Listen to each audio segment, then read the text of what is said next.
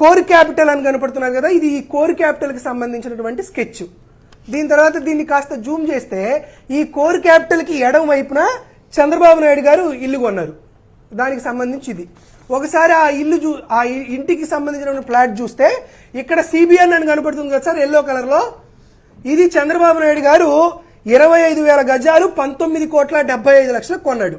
So మనందరికీ ఏం తెలుసు, ఈయన 18,75,00,000కి గజం 7,500 రూపాయలకి ఇదిగో ఈ పెద్ద బాక్స్ లో చంద్రబాబు నాయుడు గారు కొన్నారు అని మనకు తెలుసు. అయితే చంద్రబాబు నాయుడు గారు కొనలేదు, కొనింది చంద్రబాబు నాయుడు గారి కోడలు నారా బ్రాహ్మణి గారు. బట్ నారా బ్రాహ్మణి గారికి రాజకీయాలకి సంబంధం లేదు కాబట్టి ఆవిడ పేరు తీసుకురావడం అనేది మంచి పద్ధతి కాదని కుటుంబ పెద్ద అయినటువంటి చంద్రబాబు నాయుడు గారే పేరు తీసుకొస్తున్నా. ఇది చంద్రబాబు నాయుడు గారు కొన్నటువంటి 25,000 గజాలు 18,75,00,000 కొన్నారు, గజం 7,500 రూపాయలు. మనకి చంద్రబాబు నాయుడు గారు ఇది ఒక్కటే కొన్నారని అనుకుంటున్నాం కదా, కానీ ఇక్కడ చిన్నగా ఉన్నటువంటి 950 గజాలు కూడా నారా బ్రాహ్మణి గారు కొన్నారు. ఇది 25,000 గజాలకు సంబంధించినటువంటి డాక్యుమెంట్. 7,500 రూపాయలకి ఏప్రిల్ 2, 2025న నారా బ్రాహ్మణి గారు కొన్నటువంటి డాక్యుమెంట్ ఎంత, 7,500 పర్ గజం. దానికి సంబంధించి నారా బ్రాహ్మణి గారు కొన్నట్లు నారా బ్రాహ్మణి గారి ఫోటోతో పాటు మీకు కనపడుతున్న ఆధారం. ఇది 930 గజాలు, 930 గజాలు అంటే ఈ ప్లాట్కి మధ్య 17 మీటర్ల ఒక రోడ్డు మాత్రమే ఉంది. ఈ ప్లాట్ మాత్రం ఈ 950 గజాల ప్లాట్ మళ్ళీ నివాస ట్రస్టే కొన్నారు. దాన్ని ఎవరో రెడ్డి గారి చేత కొనిచ్చారు. దానికి నారా బ్రాహ్మణి గారే దానికి కూడా నివాస ట్రస్ట్ ప్రాపర్టీ కాబట్టి దీన్నేమో ఈ ప్లాట్ ఏమో 7,500 పర్ గజం కొన్నారు. పక్కనే ఉన్నటువంటి ప్లాట్ నెంబర్ 37 మాత్రం 5,750 రూపాయలకు కొన్నారు. అంటే తగ్గి ఈ ప్లాట్ నేమో 7,500 గజం కొన్నారు, డబ్బులు కట్టారు. దీన్నేమో 570, 550 కొట్టారు, డబ్బులు కట్టారు. మళ్ళీసారి చెప్పండి. మాత్రమే ఉంది, మళ్ళొకసారి చెప్పండి. ఆ రేట్ డిఫరెన్స్ ఏంటి? ఒకటేమో 7,500 కొన్నారు, ఇంకోటేమో 5,000 చిల్లర కొన్నారనా? 7,500కేమో ఈ ప్లాట్ కొన్నారు సార్. ఓకే, 25,000 గజాలది 7,500 పర్ గజం కొన్నారు. ఓకే, దాని పక్కనే ఉన్నటువంటి ప్లాట్ నెంబర్ 37 దీన్నేమో 5,750 కొన్నారు. రెండు పక్క పక్కన ప్లాట్లే. ఎందుకు గజంలో మార్పు వచ్చింది? ప్రభుత్వానికి మీరు కడుతున్నటువంటి రిజిస్ట్రేషన్ ఫీజు దీనికి వేరు, దీనికి వేరు. ఎందుకు ఇంత మోసం? ఒక 17 మీటర్ల పక్కనే రోడ్డు పక్కన ఉన్నటువంటి దాంట్లో ఎందుకు ఈ మోసం? సరే అయినా ఓకే. ఇది ఎక్కడ మీరు రిజిస్ట్రేషన్ చేయించారు? సబ్ రిజిస్ట్రార్ ఆఫీస్ మంగళగిరిలో రిజిస్ట్రేషన్ చేయించారు. దొంగతనంగా ఇది సబ్ రిజిస్ట్రార్ ఆఫీస్ మందాడలో ఎందుకు రిజిస్ట్రేషన్ చేయించడం? ఒకే చోటు, ఒకటే ప్లాట్, ఒకటే వ్యవహారం, ఒకే రిజిస్టర్ ఆఫీస్ మీరు చేసుకోవచ్చు కదా. అంటే సర్వే నెంబరు గ్రామాన్ని బట్టి కూడా కొంత మార్పు వస్తాయేమో కదా. ఒక రోడ్డు అడ్డంగా ఉన్నా కూడా వేరు సార్ ఏమీ లేదు సార్. ఈ ప్లాట్ మధ్య గురుగారు ఈ ప్లాట్ కి మధ్య కేవలం 17 మీటర్ల రోడ్డు మాత్రమే మధ్యలో ఉంది. పక్క ఫ్లాట్లే, అందుకే అది కూడా చూపించాను మీకు. పక్క ఫ్లాట్ల ఏ మాత్రం మార్పు లేదు. అయినా సరే మీరేదో 7,500 కొన్నారు కదా అనుకున్నాం. ఇది అక్టోబర్ 23, 2024న ఆంధ్రప్రదేశ్ రాష్ట్ర ప్రభుత్వం వరల్డ్ బ్యాంకుకి రాసినటువంటి నివేదిక. ఈ నివేదికలో పేజీ నెంబర్ 23 చూద్దాం. 23లో ఏం చెప్పారంటే, according to the estimated by real estate developer association of India CREDAI, land price in the area appreciated 5 times between 2015-2019, however around 40,000 to 50,000 per square yard. World bank కి రాష్ట్ర ప్రభుత్వం రాసినటువంటి ఈ నివేదికలో అమరావతిలో ఒక గజం విలువ 50,000కు పైగా ఉంటుంది అని వరల్డ్ బ్యాంక్ కి ఆంధ్రప్రదేశ్ రాష్ట్ర ప్రభుత్వం మొన్న అక్టోబర్ 24, 2025లో రాసినటువంటి నివేదిక. ఇక్కడేమో నారా బ్రాహ్మణి గారు 7,500కు ఒక గజం కొంటారు. మీరేమో ఇక్కడ 50,000 పర్ గజం అని ఆంధ్రప్రదేశ్ రాష్ట్ర ప్రభుత్వం అధికారికంగా వరల్డ్ బ్యాంక్ ఇచ్చినటువంటి నివేదికలో చూపిస్తారు. పక్కనే 17 మీటర్ల దూరంలో ఉన్నటువంటి మరో దాన్ని 5,750కే కొంటారు. మమ్మల్ని తాడేపల్లి ప్యాలెస్ అంటున్నారు కదా. ఇప్పుడు మీరు కొన్న దాన్ని అవినీతి అంతఃపురం అని మేము ఎందుకు అనకూడదు?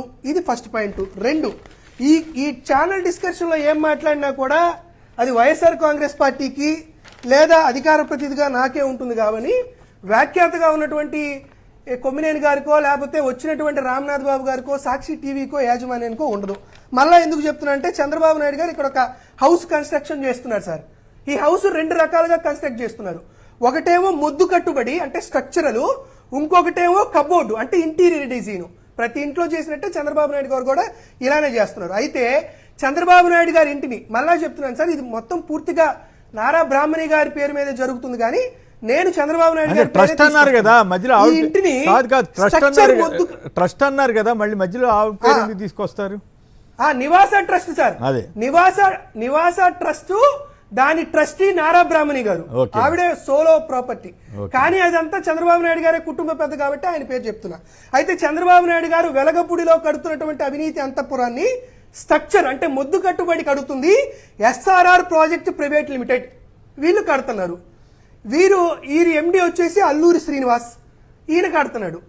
ఇంటీరియర్ డిజైన్ కబోర్డ్ వచ్చేసి జెనిసిస్ ప్లానింగ్ ప్రైవేట్ లిమిటెడ్ వాళ్ళు కడుతున్నారు. ఏందయ్యా వీళ్ళిద్దరూ, ఒకరు కబోర్డులు కడుతున్నారు, ఒకరేమో ముద్దుగడ్డి గడపడుతున్నారు, దీంట్లో నీకు వచ్చినటువంటి ఇబ్బంది ఏందని మీరు నన్ను అడగచ్చు. దానికి ఒక సమాధానం చెప్తున్నా. SRR projects private limited Chandrababu Naidu గారి ఇంటికి ముద్దు కట్టుబడి కడుతున్నారు. కానీ వీరికి నక్కపల్లి బల్క్ డ్రగ్ పార్కులో 123 కోట్లతో అభివృద్ధి చేయాల్సినటువంటి నక్కపల్లి బల్క్ డ్రగ్ పార్క్ ని అన్యాయంగా 603 కోట్ల రూపాయలకి పెంచి 2024 అక్టోబర్ 16న Nakkapalli bulk drug park infrastructure చేసుకోవడానికి ఎస్ఆర్ఆర్ ప్రాజెక్ట్ వాళ్ళకి అన్యాయంగా కాంట్రాక్ట్ చంద్రబాబు నాయుడు గారు ఇచ్చారు. తద్వారా క్విట్ ప్రోకోగా హెరిటేజ్ కార్పొరేటర్ ఆఫీసు హైదరాబాద్ లో కట్టారు. ఇప్పుడేమో చంద్రబాబు నాయుడు గారికి స్ట్రక్చర్ మొద్దు కట్టుబడి ఎస్ఆర్ఆర్ ప్రాజెక్ట్ వాళ్ళు వెలగపూడి అవినీతి అంతఃపురంలో కడుతున్నారు. ఇది first point. Second point, Genesis planning private limited వాళ్ళు ఇంటీరియర్ డిజైన్ లోపల కబోర్డ్ డిజైన్స్ చేస్తున్నారు కదా, దీంట్లో తప్పే ఉందని మీరు అడగచ్చు. ఈ జెనసిస్ ప్లానింగ్ ప్రైవేట్ లిమిటెడ్ వాళ్ళకి కేవలం అసెంబ్లీ సెక్రటేరియట్ ప్లానింగ్ చేయడానికి 139 కోట్ల 65 లక్షల రూపాయల కాంట్రాక్ట్ ఈ జెనసిస్ ప్లానింగ్ ప్రైవేట్ లిమిటెడ్ ఇచ్చారు. వాళ్ళేం కట్టరు సార్, ఓన్లీ పేపర్ మీద మీకు పేపర్ మీద ప్లానింగ్ గీసి ఇచ్చినందుకు జెనసిస్ ప్లానింగ్ ప్రైవేట్ లిమిటెడ్ వాళ్ళకి 139 కోట్ల 65 లక్షలు అంటే 140 కోట్ల రూపాయల కాంట్రాక్ట్ జెనసిస్ కి ఇచ్చారు. దీంట్లో వచ్చిన సమస్య ఏందని మీరు అడగచ్చు. భారతదేశంలో ప్రఖ్యాతమైనటువంటి ప్లానింగ్ అతను ఎవరు, భీమల్ పటేల్ అని అతను. ఇతను హెచ్సిపి డిజైన్ అని వారికి ఒక కంపెనీ ఉంది. ఈయనకి పద్మశ్రీ కూడా ఇచ్చారు ప్లానింగ్ లో. ఈయన పార్లమెంట్ కి అంటే ఇప్పుడు కొత్తగా కట్టినటువంటి పార్లమెంట్ కి ఆయన డిజైన్ ఇస్తే టోటల్ గా మొత్తం ఆ ప్రాజెక్ట్ యొక్క దాంట్లో 2.5% ఆయన డబ్బులు తీసుకుంటారు, ఛార్జ్ చేస్తారు. కొత్త పార్లమెంట్ భవనానికి డిజైన్ చేసినందుకు ఈ పద్మశ్రీ భీమల్ పటేల్ గారికి కేంద్ర ప్రభుత్వం ఇచ్చింది కేవలం 17 కోట్లు మాత్రమే. కానీ చంద్రబాబు నాయుడు గారు బాగుంటాయేమో ఇంటీరియర్ డిజైన్ కబోర్డులు బాగా చేస్తారేమో జెనసిస్ ప్లానింగ్ ప్రైవేట్ లిమిటెడ్ 140 కోట్ల రూపాయలు జెనసిస్ ప్లానింగ్ ప్రైవేట్ లిమిటెడ్ కి ఇచ్చారు. ఏం చంద్రబాబు నాయుడు గారు ఏంది? మీరు కుటుంబ సభ్యుల్ని ముందుకు పెట్టి మేము ఏమన్నా మాట్లాడితే మళ్ళా ఆడవారి పేరు తీసుకొస్తారని చెప్పి మళ్ళా మధ్యలో ఒక ట్రస్ట్ ఇంటికి ఇచ్చి దానికి నివాస అని పేరు పెట్టి కుట్ ప్రోక అంటే ఇది కాదు కదా, ఇది కదా నీకు ఇది నాకు ఇది అనేటువంటి పద్ధతి చెందానా? మీరు Nakkapalli bulk drug park SSR project ఇస్తారు, వాళ్ళేమో నీకు ఇల్లు కట్టించి పెడతారు. జెనసిస్ ప్లానింగ్ ప్రైవేట్ లిమిటెడ్ వాళ్ళకేమో 140 కోట్ల రూపాయలు ప్లానింగ్ ఇస్తావు, వాళ్ళేమో నీ ఇంట్లో కబోర్డులు చేసి పెడతారు. నీకు ఇచ్చినటువంటి 25,000 గజాలేమో శ్మశాన స్థలం ఇచ్చినటువంటి వారికేమో నువ్వు దాంట్లో వారికి అది ఇస్తావు, వారి దగ్గర నుంచి నువ్వు కనుక్కుంటావు. మీరు కట్టినటువంటి ఇల్లు ఫేకు, మీరు కట్టినటువంటి ఇంట్లో కట్టేటువంటి స్ట్రక్చర్ ఫేకు, మీరు కనపడుతున్నటువంటి ప్రతి రూపాయి మీకు సంబంధించిన వివరాలు చాలా క్లియర్ గా మేము స్పష్టంగా చెప్తున్నాం.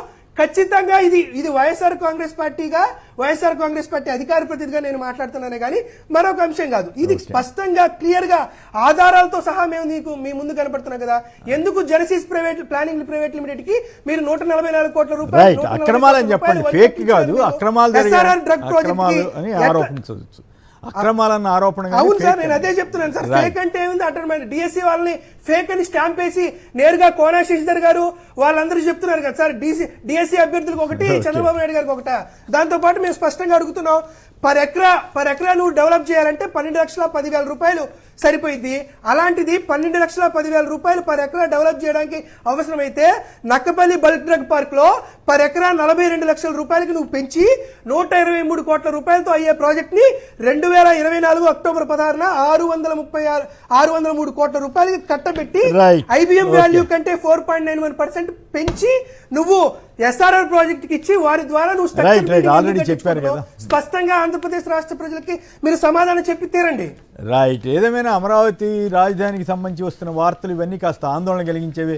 మరి ఇప్పుడు వీరు చెప్పారు, అట్లాగే పేరు నాని గారు కూడా దీని మీద మాట్లాడినట్టున్నారు. ఆ వీడియో కూడా ఒకసారి చూద్దాం. చంద్రబాబు నాయుడు గారు అంటే అమరావతిలో అవినీతి గురించి మాట్లాడటానికి చెప్తున్నాను. ఎవరి అట్లూరు సీన్ ఎవరు? మీ ఇల్లు కడుతున్న అట్లూరు సీన్ ఎవరు? ఎవరండి చంద్రబాబు నాయుడు గారు? నక్కపల్లిలో కాంట్రాక్ట్ ఇచ్చారంట కదా, నక్కపల్లిలో రోడ్లు ఏమైనా 600 కోట్ల వర్క్ ఇచ్చారంట కదా అట్లూరు సీన్కి.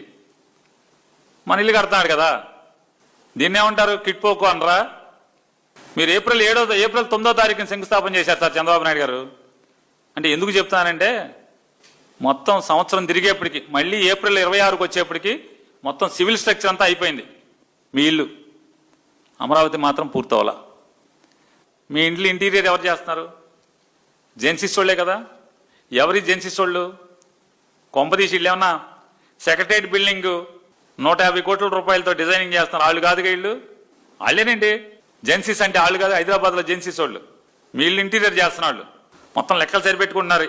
అంటే ఏదావాత ఏం జరుగుతుందంటే అమరావతి మొత్తం అవినీతి అవినీతి అవినీతి. సొమ్ము ఒకరిది, సోకొకరిది.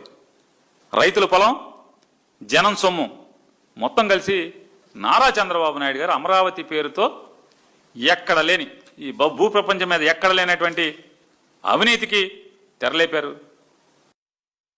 రైట్. ఇటువంటి ఆరోపణలు వచ్చినప్పుడు ప్రభుత్వం స్పందిస్తే బాగుంటుంది, ముఖ్యమంత్రి గారు స్పందిస్తే బాగుంటుంది. వాటి మీద తప్ప మిగతా అన్నీ మాట్లాడతారు, వీటి మీద ఎందుకు మాట్లాడరో అర్థం కాదు. మాట్లాడితే జనానికి కూడా క్లారిటీ వస్తుంది, అమరావతిలో నిజంగా ఆ రకంగా అవినీతి జరుగుతుందా లేదా, ఇటువంటి ఎంతవరకు వాస్తవం, వైసీపీ వాళ్ళు చేసే వాటిలో నిజం ఉందా లేదా. ఇప్పుడు మన నాగార్జున గారు చాలా ఆధారాలతో సహా మాట్లాడుతున్నారు. దానికి మరి విలువ ఉంటుంది కదా సహజంగానే. కోపం తెచ్చుకోవడం కాదు, ఇటువంటి వాటి మీద వివరణ ఇవ్వాలి, కేసులు పెట్టడం కాదు. వాస్తవ పరిస్థితులు వివరిస్తే జనానికి నమ్మకం కలుగుద్ది తప్ప లేకపోతే డబాయిస్తేనో అవ్వదు. ఎల్లో మీడియాని అడ్డం పెట్టుకుని కథ నడపాలనుకుంటే ఎలకాలం సాగకపోవచ్చు. వెంకట్ గారు హైదరాబాద్ నుంచి. వెంకట్ గారు నమస్కారం, మాట్లాడండి. నమస్కారం అండి. నమస్కారం. ఇప్పుడు మనం జర్నలిజం లో పార్ట్ ఏమిటి అంటే ట్రాన్స్పరెంట్ గా జరుగుతున్న కరప్షన్ ని బయట పెట్టడం అండి. ఈ కరప్షన్ ని బయట పెట్టవలసినటువంటి వాళ్ళు ఎవరంటే అందరినీ భయపెట్టారు. ఎవరికి ఫ్రీడమ్ లేదు ఏపీలో. చివరికి జర్నలిస్టులు కూడా భయపడితే ఎలాగండి? జర్నలిస్టులు ఓపెన్ గా ఉండాలండి. చేస్తే చేయనివ్వండి, ఏం చేస్తాడో చేయనివ్వండి. అల్టిమేట్ గా కాదు. ఎందుకని ఎంత భయపడుతున్నారో నాకు అర్థం కావట్లేదు. ఈ వయసులో ఎన్నిసార్లు నీతిపరుణ్ణి అని చెప్పుకుంటుంటే ఎట్లాగండి? రైట్. ఓకే. ఈ వయసులో ఎన్నిసార్లు ఇబ్బంది పడతాం అనేది ప్రధానమైన సమస్య కాదు. నేనైతే 50 ఏళ్లలో ఎప్పుడు ఇంత ఘోరమైన పరిస్థితి, ఇంత రెడ్ బుక్ అనో ఇంకోటనో ఈ పరిస్థితి నేనైతే గత 50 ఏళ్లలో ఎప్పుడు చూడలేదు. ఫస్ట్ టైం చూస్తున్నాను. చంద్రబాబు గారి గత పరిపాలనలో కూడా ఇంత అధ్వానంగా ఉందని నేను ఎప్పుడు చెప్పలే, కానీ ఈసారి మాత్రం చాలా దారుణంగా ఉంది. అందుకే కొంత జంకే పరిస్థితి, భయపడటం అని కాదు కానీ జంకే పరిస్థితి. సరే, జరిగేది జరుగుతుందని సరిపెట్టుకోవటం. రైట్. పేరయ్య గారు టంగుటూరు నుంచి. పేరయ్య గారు నమస్కారం, మాట్లాడండి. సార్ నమస్తే అండి. అక్కడ పెద్దలకి మీ అందరికీ నమస్తే, మాట్లాడండి. సార్ ఇక్కడ ఒక సమస్య ఒకటి వచ్చింది. ఇప్పుడు రిజిస్ట్రేషన్ భూములు ఉన్నటువంటి రైతుల్ని వాళ్ళని బలవంతంగా లాక్కోవడం ఒక ఎత్తు అయితే, అక్కడ దళితులకి అసైన్మెంట్ భూములు కొన్ని ఉన్నాయి సార్ అక్కడ. అవును, అవన్నీ ఏదో చేశారన్నారు కదా. వాళ్ళని ఏం చేయట్లేదు. మిమ్మల్ని అడగాల్సిన అవసరం లేదు, మీరు ఇస్తే ఇవ్వండి, మర్యాదగా ఇచ్చిన డబ్బులు తీసుకోండి, లేకపోతే మిమ్మల్ని బలవంతంగా మేమే లాక్కుంటాము, మేము మిమ్మల్ని అడగాల్సిన అవసరం కూడా లేదు. దానికి అటువంటి చట్టపరమైనటువంటి హక్కులు మాకు ఉన్నాయని చెప్పేసి అన్నప్పుడు ఈ దళితులందరూ పోయి రావుల వెంకయ్య గారని భారత కమ్యూనిస్ట్ పార్టీ జాతీయ రైతు సంఘం నాయకులు ఆయన కలిశారు. ఒక పక్క ఇటు వడ్డే శోభనేశ్వరరావు గారు, వీళ్ళందరూ కమ్మలే. ఈ దళితుల కోసం, పేదల కోసం, ఇక్కడ జరిగే అన్యాయాల కోసం పోరాటం చేస్తున్నారు. అందరూ కూడా కమ్మలే. మరి ఈ రకంగా ఈ కులాలని పెట్టుకొని ఆంధ్రజ్యోతి ఒకటి, TV5 ఈ రకంగా చేయడం పోతే CRDA లైన్ అప్ హద్దులు మాత్రం లింగంనేని భవన్కి పక్కనే, ఆ లింగంనేని అక్రమ బిల్డింగ్ పక్కనే వెళ్ళిపోతుంది. అటు పయ్యాల కేసు, వాళ్ళు మిగతా ఎమ్మెల్యేలు కొన్న భూములు వాటేం టచ్ కావు.